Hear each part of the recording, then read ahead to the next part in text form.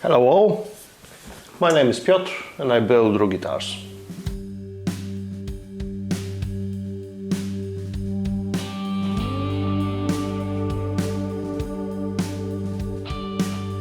I've been working on the body last week. I managed to do several things. One, I learned that my technique for wipe-on poly is rubbish and I had to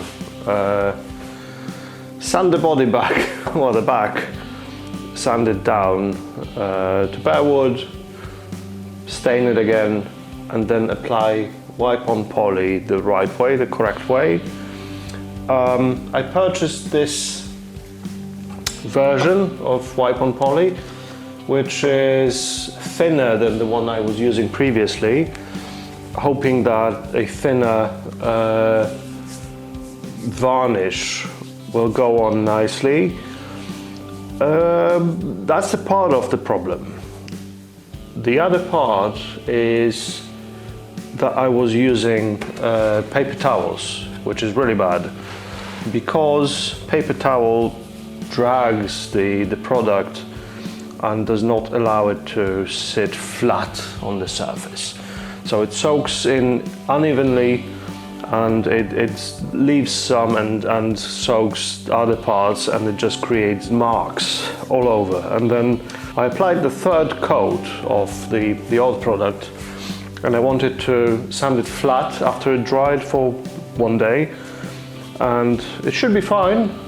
I've sanded with 1000, I think, grit, and I sanded through. So I had to touch up with the stain, which then looked weird because it was sitting on top of the previous stain. So when I applied finish on top of that, it was still visible. So I sanded it all down and I used 200 grit on the orbital sander. It went beautifully, and then I bought some 320 discs as well, just to see if I can manage to use just the orbital sander without sanding by hand, and it was great. I think I finally got my head around that orbital sander. It's a very basic one, very cheap one. I got it for free and I think it works beautifully. Highly recommend the random orbital sander, because it doesn't leave predictable scratches. You can't really see them, that's the whole point. Anyways, I applied the stain twice, and afterwards I went with the new method. So I bought this wipe-on poly. As I said, it's thinner than the previous one, but I also read that you still have to dilute it for it to go on really thin. So I did. I did it with the wrong chemical first. I did it with a methylated spirits first, and that was wrong. It just turned milky and it was just, I have to dump it. But I bought mineral turpentine, and that just dilutes the poly. And well, the idea is that you soak a pad like this in the mixture, and you apply it like you would for French polish without wiping off. It just goes on really thin and it evaporates slowly, and the more you dilute it, the slower it evaporates and has more time to level off, because it's self-leveling, so you don't have to wipe it off. And that worked nice. I've got some streaks on that, and I'm hoping that after I put the third coat, that will be the third now, and it dries, I can lightly flat sand it, because those coats are incredibly thin now, and I think that it just soaks the varnish in unevenly, but after several coats I hope it should level off. The other product that I used, this one, it's much thicker. To be honest, it doesn't say it's a wipe-on. I'm not sure why the last build, when I used this, went so well. And I think it might have something to do with the temperature. It is about 15 degrees here in the garage, and it was around 35 back then when I was applying it on the other build. So I think it was just thinner because of that. And it was going on really nicely, and I was wiping it off. I used a rag, I didn't use a paper towel, so that's a different thing. I guess you can trust the process if you know what the bloody process is, and I think I know now, and I will just carry on to see where it takes me. The good thing about this is that I can always sand it back and start over. It's not like I'm thinning the body and creating problems for myself. This is not a build that a customer is waiting for. This is a build that I'm just doing, and I don't have time restrictions. So until I'm happy with the finish, I will be just redoing it, I guess. Anyways, this method works. I'll carry on doing this and we'll see. What I managed to do as well is to route the ferrule block cavity. I routed it down a bit so that the new block fits in absolutely flat with the surface, which is perfect. And also I got new screws to install it, and they fit really nicely without the need for modification or anything. I don't have to drill into the block or file the screws down, they just fit nicely. So what I want to do now is to put a third coat on, like I did the two, and leave it on the side to dry for 6 hours before I can apply another one. And I'll see after the third one if it's ready for flat sanding. If not, I'll apply a fourth one and see then. But while this is drying, I want to start preparing the neck for binding. And there's a couple things that I need to do for it to happen. One is I need to cut the nut slot, which I should have done while the fretboard was in the jig. I skipped that step. I don't know why. It's silly, but I should have done that then. Now I will have to make it straight with the current nut slot, and I'm gonna have to measure it on the curved surface. So it's not gonna be as easy as just cutting it on the jig. It's not a big issue, it's just it would be so much easier to do it then. But it is what it is. Also, the new fretboard seems like it's shifted down a bit towards the bridge. And this section here, where it curves into the headstock, that's too close to the edge. So the binding will stick out on that section here. I know that this will be mostly cut off, and I'm not too worried about that, but I want to move it up a bit. I'm not sure how I'm going to do that, but I want to move it up a bit just to fit the binding, and well, I'll shape it afterwards, but those are the two things that I want to do today. The nut slot, and I need to finalize the nut slot with sanding it down and with pre-fitting the actual nut blank, because when I put binding on, I'll have no access to it on the sides, only from top. So I'll be very limited on what I can actually do with it. So I need to finish the nut slot before the binding goes on. So that's the plan for today. Let's start with this. This has been drying for 12 hours, I think. So this is ready for next coat. It's 6 hours between coats, although it is really cold in here, so I think I'll leave the heater running for the time being when I'm working on the finish. because it helps to dry this thing. Yeah, then we'll see. It's interesting that it worked so well on the sides with the old product and the old method with paper towel.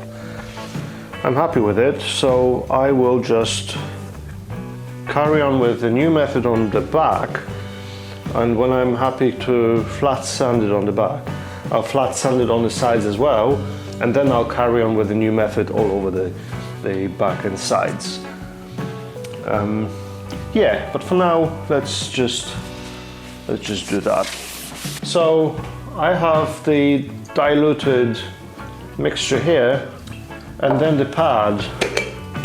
If you're familiar with French polish, you prepare the pad that you soak into the shellac, and then you just use it to apply the finish. That's exactly the same method.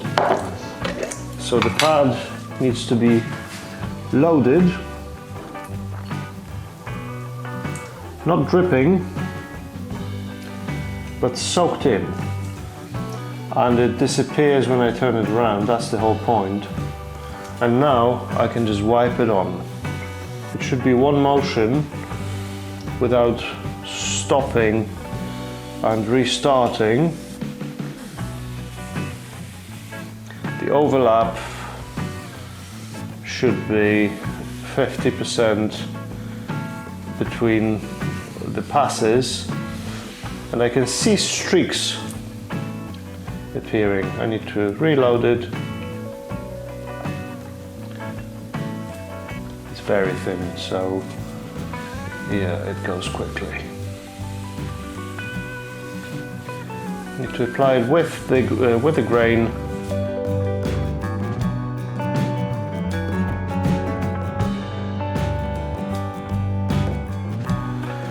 And this is literally it. I need to close up the pad so it doesn't dry.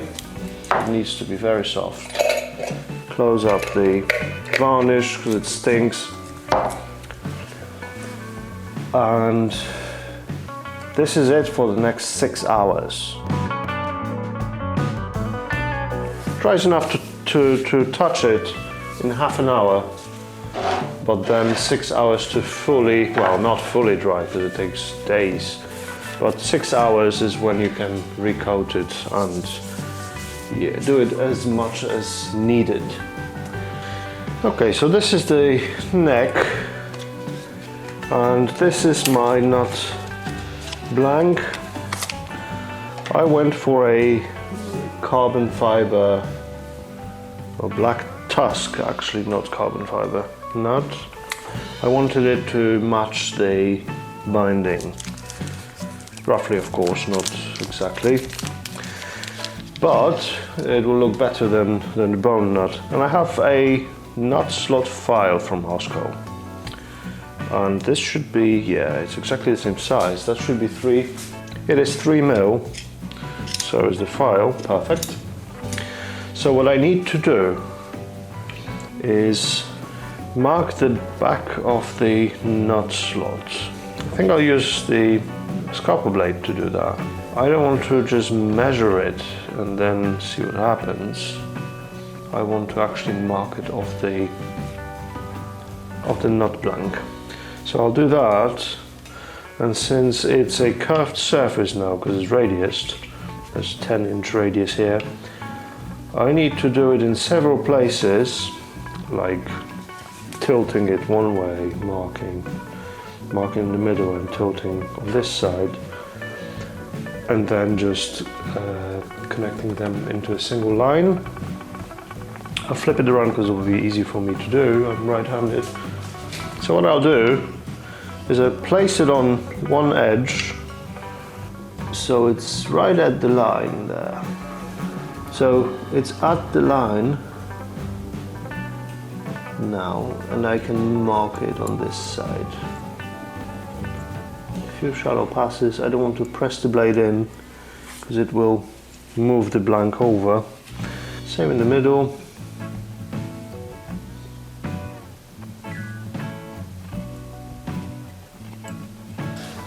And the treble side.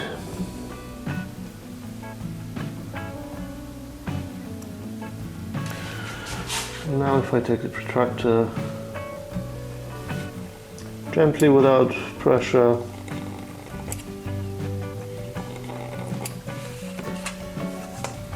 that's the line. It's a bit wiggly, but that's fine. I'd rather undercut it than overcut it, because I can always use little file to open it up, or I can file down the nut blank to fit in nicely. So I'm going to use this saw to score a proper line following this one. I'll use my fence to press my saw against on the left, and when I have it squared with the line, I can start scoring the line,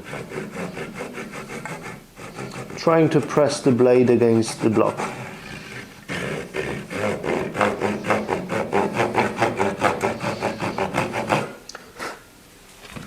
Let's see.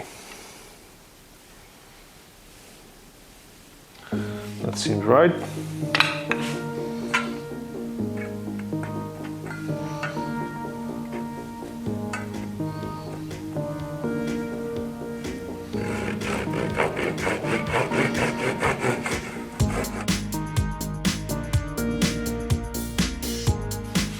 Okay. Scratched it up a bit behind the nut, but that's fine. That should be roughly the size.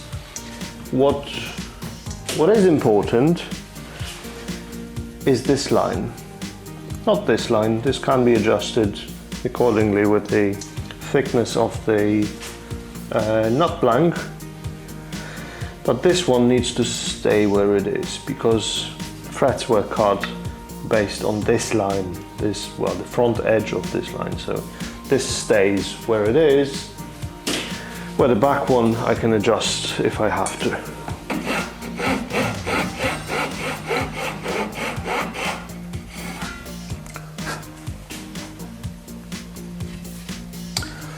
I don't want to go very deep. The nut doesn't need to sit very deep. I don't want to go further than half the thickness of the fretboard, but yeah, we'll see.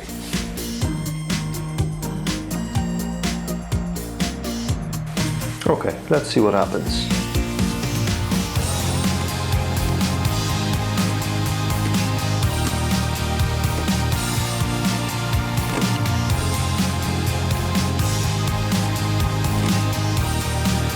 There's the locating pin. Maybe safer to use the 2mm chisel here for now.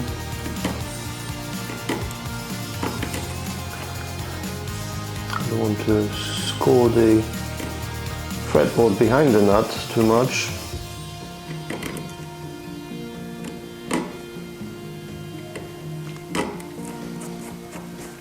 And I really don't want to touch the nut line, which is this main surface.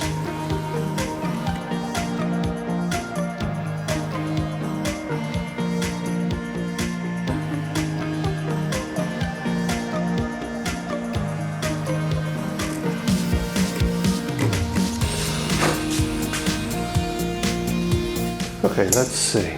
So this is the blank, and it doesn't fit anywhere, which is good.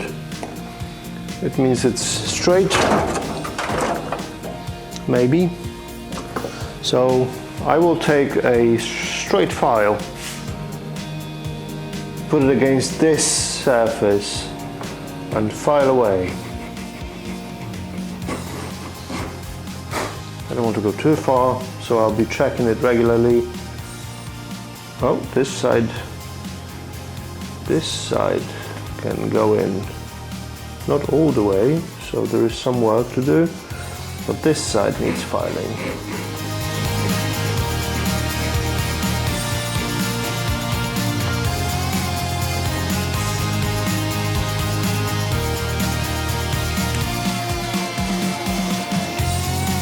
Okay, so I am able to fit in the file now, which I'm going to use to file down the, actually not yet, not quite yet. So I used all selection of files to open up this nut slot and chisels. I ended up using this Iwasaki file, which is just slightly narrower than the nut slot, so paying attention not to touch this side at all, I managed to file just this side and open the slot a bit, and now it fits the Hosco file, so I can pop it down there and it should sit on the bottom, and I should be able to file down the bottom of the nut slot.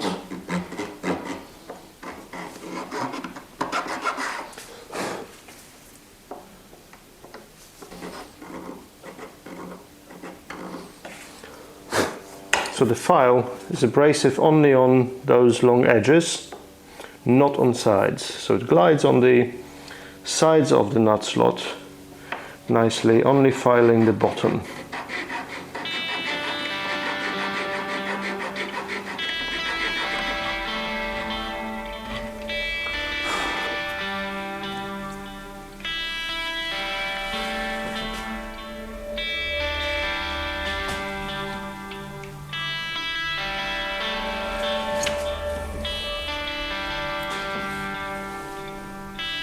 Okay, there's no light coming through.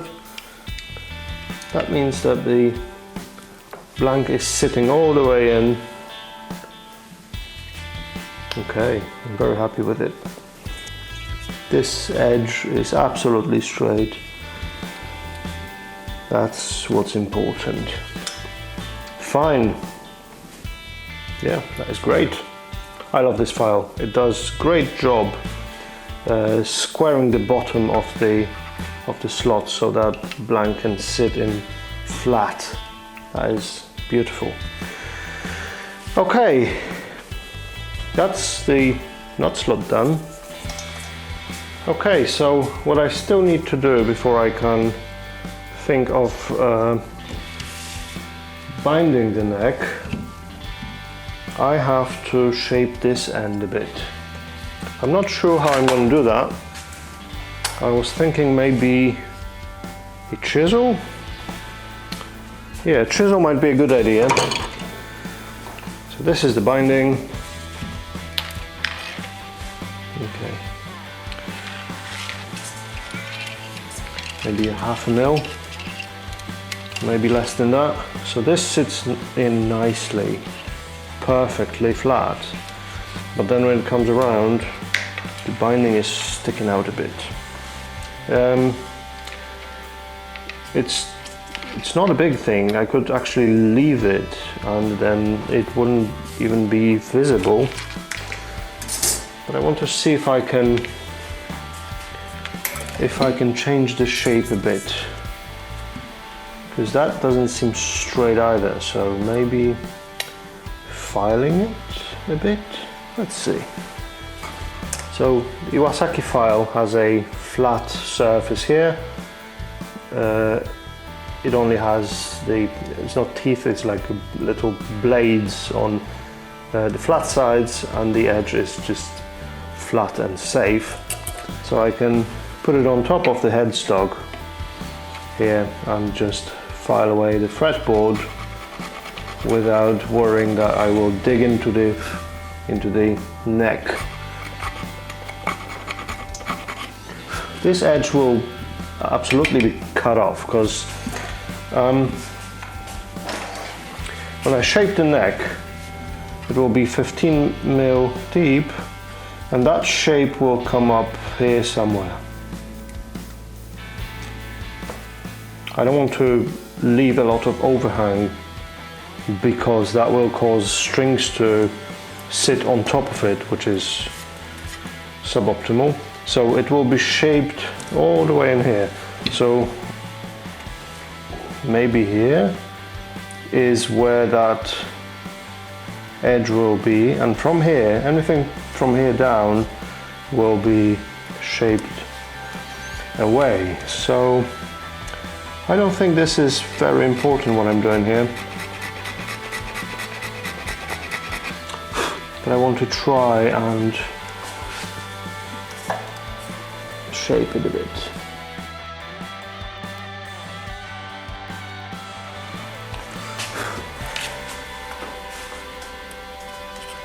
Oh, it's already much better.